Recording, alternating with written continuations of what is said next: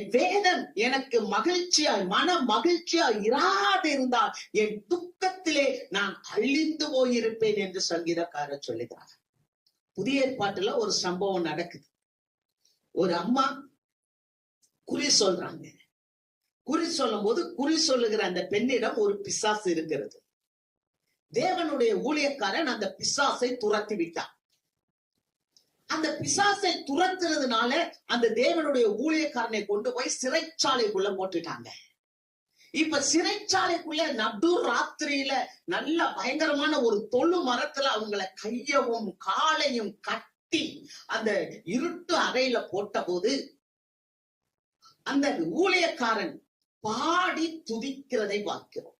நடு ராத்திரி அவன் பாடி துதித்தான். இங்கதான் ஆண்டவர் நமக்கு பேசுறான். உம்முடைய வேதம் எனக்கு மன மகிழ்ச்சி.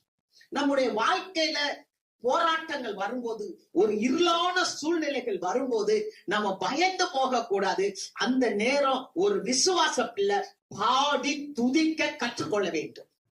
அல்லேலூயா. இந்த மனிதன் சிறைச்சாலையில பாடி துதித்த போது அஸ்திவாரங்கள் அதிர்ந்தன, அவர்களுடைய கட்டுகள் கலன்றன, அநேகருடைய கட்டுகள் கலன்றன என்று அங்கே பார்க்கிறோம். அல்லேலூயா.